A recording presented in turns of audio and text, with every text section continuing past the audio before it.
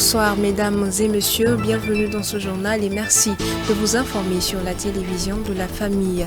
Comme titre dans ce journal, ouverture de la 4e édition du séminaire national d'enseignement des veuves ce mercredi 11 mai 2022 au centre des conférences des Assemblées de Dieu du Burkina Faso. C'était là le sommaire dans cette édition. Une fois de plus, bonsoir. Et c'est parti pour la 4e édition du séminaire national d'enseignement des veuves venues de plus de 70 régions ecclésiastiques du pays. Les participantes se pencheront sur le thème suivant: Pour moi, m'approcher de Dieu, c'est mon bien. Un passage tiré de Psaume 73, verset 28, et le sous-thème Ne pleure pas de Luc 7, verset 13. Un séminaire qui se veut un tremplin de renouvellement, d'encouragement, de transformation et de consolation. L'ouverture a été donnée par le président national des Assemblées de Dieu du Burkina Faso en présence de Odette Zouanguena et Xavier Ouetraogo. Les unes assises à même le sol et les autres soit adossées à des barres de fer ou assises sur des chaises, ces femmes présentes ici sont décrites comme des battantes, des talentueuses, des entreprenantes. Tous les adjectifs pourraient être utilisés pour qualifier la bravoure, le dynamisme de ces femmes au regard de la casquette de chef de famille qu'elles portent. Elles, ce sont les veuves issues des différentes régions ecclésiastiques de l'Église des Assemblées de Dieu du Burkina Faso qui se retrouvent pour la 4e fois consécutive au centre de conférence des ADBF à la faveur de ce séminaire initié par l'Association des servantes de Christ à leur intention. Toutes les religions sont unanimes sur la véracité du passage de Jacques, le chapitre 1, le verset 27, qui stipule que la religion pure et sans tache devant Dieu, notre Père, consiste à visiter les orphelins et les veuves. Ce principe biblique, l'association des servantes de Christ en a bien compris le sens, puisqu'elle les épaule de diverses manières depuis belle lurette. Après ces séminaires passés, nous avons vu que des femmes se sont levées. Elles ont cessé de pleurer et elles se sont données à l'œuvre pour pouvoir nourrir les familles. Nous avons vu que ces femmes-là ont soutenu leurs enfants et les enfants sont devenus des enfants qu'elles souhaitaient. Et nous rendons grâce à l'Éternel parce que parmi ces enfants, nous voyons des pasteurs, parmi ces enfants, nous voyons des gens dans la société et nous rendons toute la gloire à l'Éternel. Porté à la tête de l'instance dirigeante de l'Église des Assemblées de Dieu du Burkina Faso depuis plus de 4 mois maintenant, le docteur Étienne Zongo loue la vision de l'ASC ADBF, le combat qu'elle mène pour l'épanouissement de cette couche sensible de la population est salué à sa juste valeur. L'ASC, comme je le disais, est une organisation qui s'est penchée sur les activités, j'allais dire, biblique, qui touche le cœur de Dieu. Et j'aime à dire que celui qui réjouit le cœur de Dieu, Dieu réjouira son cœur. Notre ASC ira de plus belle parce qu'elle entame des activités qui honorent Dieu. Donc ce séminaire est la bienvenue. Même son de cloche pour le conseiller Saba, représentant les ministres de l'Action humanitaire et de la solidarité nationale, ainsi que du genre et de la famille. Le gouvernement du Burkina Faso porte une attention particulière à ce public cible, c'est-à-dire les veuves, épatants des orphelins. Et le ministère traduit ses encouragements et félicitations à l'AIC et le ministère reste toujours disponible à accompagner cette belle initiative. Durant 4 jours, la présidente nationale de l'Association des servantes de Christ du Burkina Faso et son staff ont prévu diverses activités pour tenir en haleine les séminaristes. Demain, nous allons aborder le thème principal qui dit « M'approcher de Dieu, c'est mon bien ».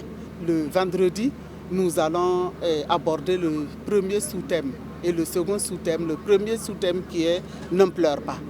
Et nous avons voulu dire n'en pleure plus parce que nous savons que nos sœurs ont déjà pleuré. Maintenant, le soir, les agents de la santé viendront à 19h pour leur parler de la maladie chez la femme.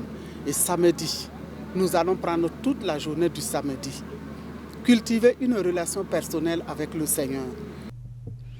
Ainsi, du 11 au 15 mai, les participantes seront renouvelées, encouragées, transformées, voire consolées via la décortication du thème principal « Pour moi, m'approcher de Dieu, c'est mon bien » et du sous-thème « Ne pleure pas ».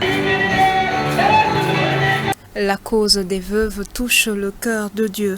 Le vice-président des Assemblées de Dieu du Burkina Faso, le docteur Jefté Sawadgo, l'a davantage rappelé au cours de son message d'ouverture. Une exhortation au cours de laquelle les participantes ont été confortées, encouragées et boostées à persévérer dans leur marche avec le Seigneur Jésus-Christ. Suivons un extrait de sa prédication avec nos reporters Odette Sanguina et Xavier Ouetraogo. D'abord, Dieu promet de fournir de la nourriture et un abri à la veuve et à l'orphelin.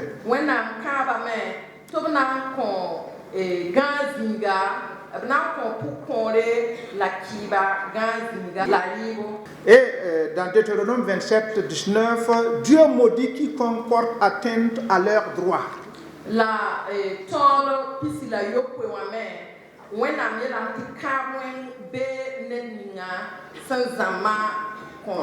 Et j'ai saisi cette occasion pour attirer l'attention à tous ceux qui détournent les biens dédiés à ces veuves, à ces orphelins. Le Seigneur appelle la malédiction sur vous si vous le faites.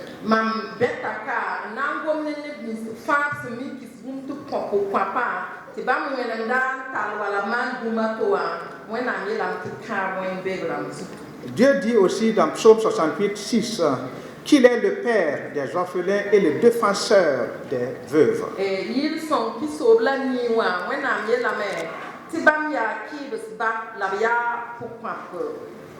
C'est pour toutes ces raisons qu'il ne faut pas pleurer. Tu n'es pas seul. Jésus est là. Dieu se donne garant pour t'accompagner, pour t'assister.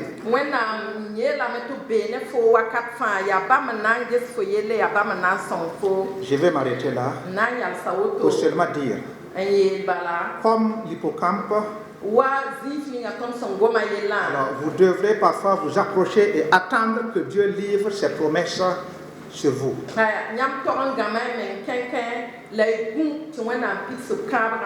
Ce qui est sûr, c'est que Dieu le fera toujours et juste au moment idéal.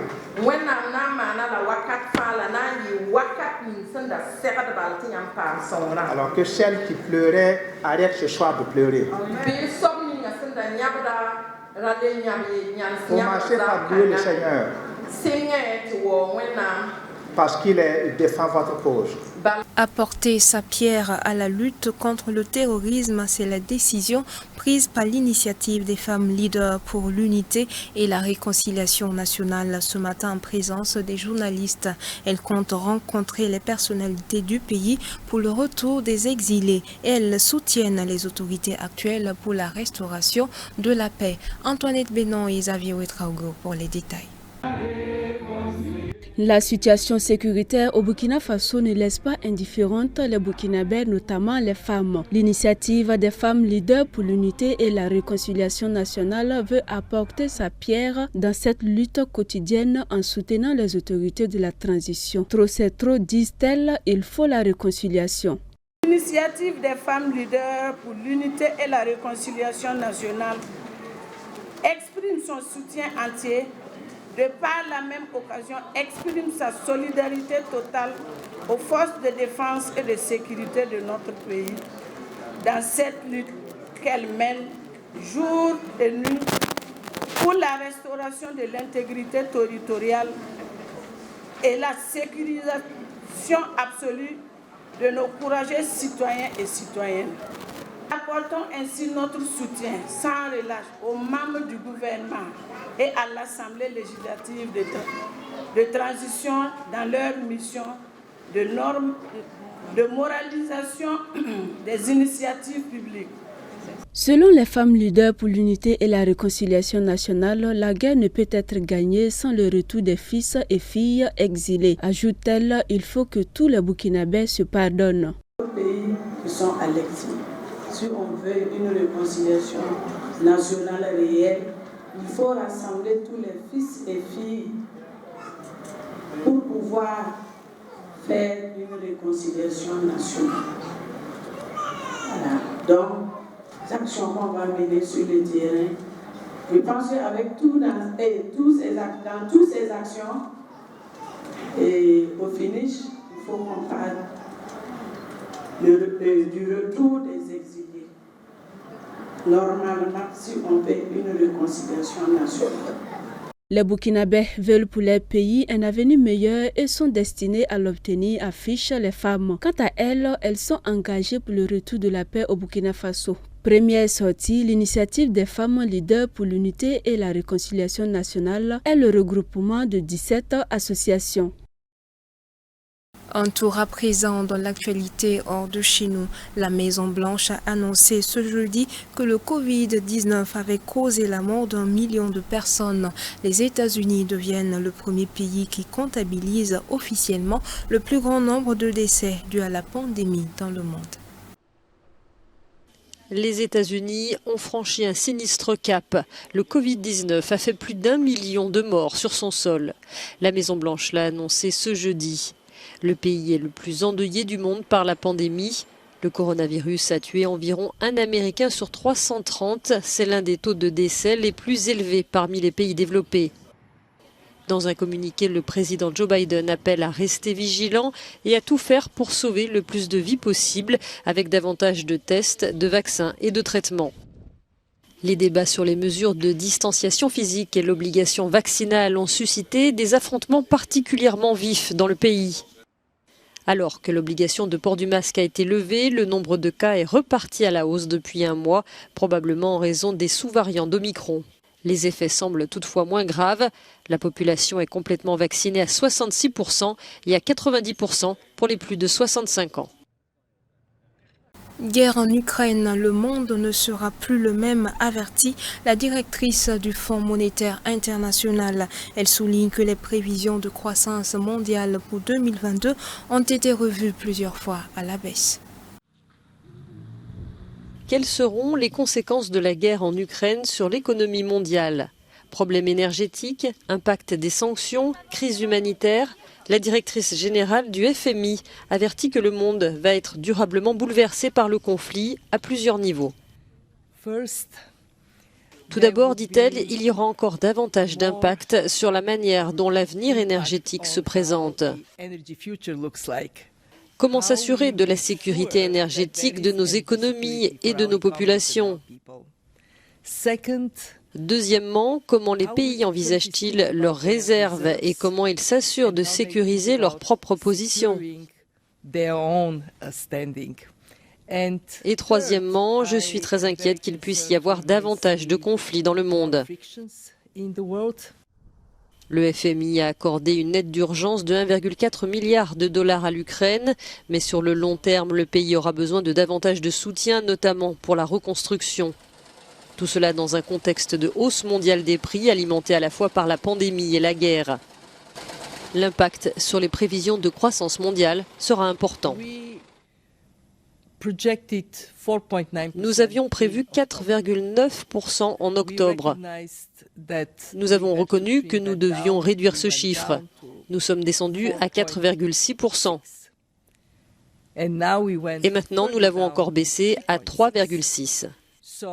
Donc, si vous regardez nos projections de croissance par rapport à ce que nous avons réalisé en 2021, on passe de 6,1% à 3,6% dans une économie qui ne s'est pas encore complètement remise. Croissance en berne, inflation en hausse, une tendance qui risque de durer. Et voilà qui met fin à ce journal. Merci de votre constante fidélité. Excellent suite de programme sur la télévision.